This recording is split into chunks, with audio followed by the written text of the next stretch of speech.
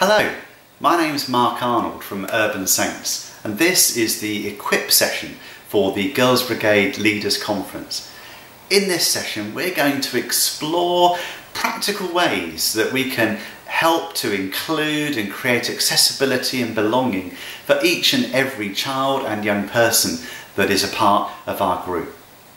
Of all the things that we can do to make a difference to children and young people with additional needs and disability, having one of our leaders as the inclusion champion is the most transforming.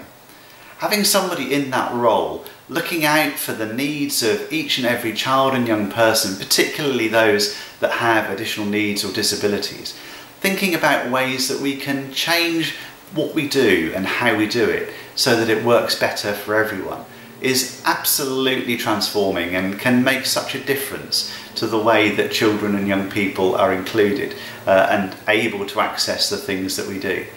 Think about an autistic young person who comes into the group alongside everybody else when it's really busy, really noisy. There are smells and sounds and bright lights and a whole overwhelming range of sensory input to deal with, and that can often be really hard for them. Wouldn't it be better if they were able to come along maybe a little bit earlier to access a safe space where they can just allow the rest of the group to slowly, gradually build up around them? The inclusion champion within our team could enable that to happen and could be a point of contact for parents and carers to ensure that the needs of each and every child are met. It's really important that we engage with parents and carers and understand what's going on in other areas of that child's life, what support might be provided for them at home and at school, so that we can bring those strategies in to what we're doing in the group, creating continuity for each child, but also it means that we don't have to reinvent the wheel. There's already a really good strategy out there that can be a real help to each and every child. The more we know about the children that we're working with, the better. And there are a range of tools that we can use that help us with that. One of those is a one-page profile. Some of you may have come across these. They're quite often used in the education world. One-page profiles ask a variety of questions that it actually really helps us to understand each child better if we get the answers to those. What do people like and admire about me? That's a really good place to start. So often when we're thinking about children with additional needs or disabilities, inadvertently they can be seen as a problem to solve. Whereas starting with a positive, what do people like and admire about me, can be a really good starting point. What do I enjoy? What do I love doing? What's the thing that's fun for me? Well, that's really important to know too, because we can do more of that in our group and help that child or young person to really feel that this is a special place for them. And then how I want to be supported. It's a really good question too, and is much more likely to get an answer and get more information that would be useful for us than sometimes the box that we have on our forms that says, does your child have any special needs? Which can often be left blank, sometimes in contrast to the child who then subsequently arrives with us. So using one-page profiles can be a great way of understanding better all the children that we're working with. These and a whole range of different versions of this form can be downloaded for free from a website run by Sheffield City Council. It's called chefkids, chefkids.co.uk.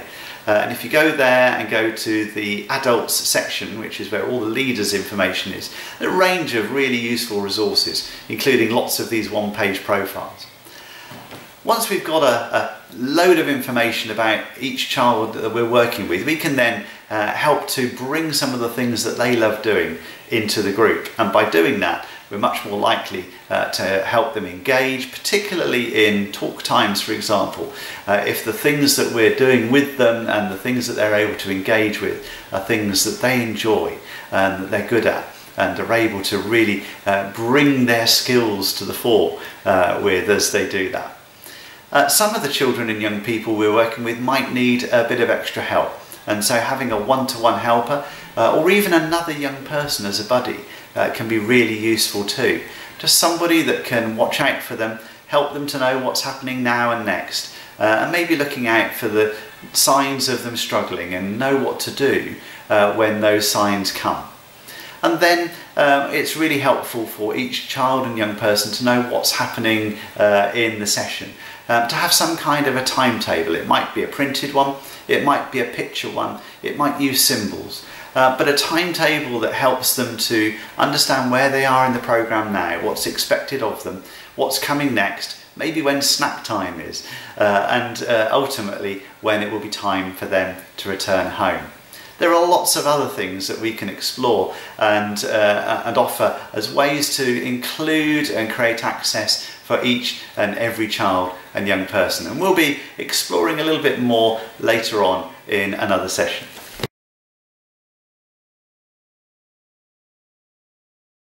Girls Brigade Europe have produced an excellent resource called Working with Young People with Additional Needs. You can download it from the website, and it's packed with really useful information that will help you to create belonging and inclusion and accessibility in your group. It looks at a range of different additional needs, providing an introduction to each one of them, helping us to understand what that particular additional need or disability is like for a child or young person that has it. Practical things that we can do to make a real difference for each and every child that we're engaged with. And then further places that we can look to for resources and help to enable us to continue our journey of learning about the additional needs and disabilities of the children that we're working with. There's also a section in the book called Engaging Young People with Faith.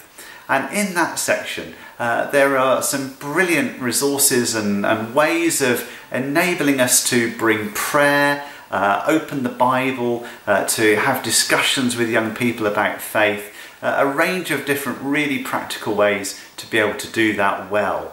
And to be able to do that for all the children that we're working with, whether they have additional needs or not. And there are some games too, some really inclusive, accessible games, ways in which every child can engage and have fun together, and to be able to really enjoy playing together, which is so important. There are lots of things that we could do in addition to that too. At the conference, we're getting people to engage with their senses by getting them to put on ear defenders and for a little while explore what it's like to have a hearing impairment, or to try different glasses on that cut out parts of our vision, making it harder for us to see. Trying different flavours so that we explore our taste. Putting our hands in boxes and exploring what's there with our touch as we feel different things. And trying different scents and smells so that we can explore all of our senses together and get an understanding of how children and young people with a wide variety of different additional needs and disabilities have all sorts of sensory needs there as well, and how those can be met. So there are lots of things that we can do, lots of practical things that we can put in place that can make a real difference for the children and young people that we're working with. Let's explore all of those ways from these sessions together.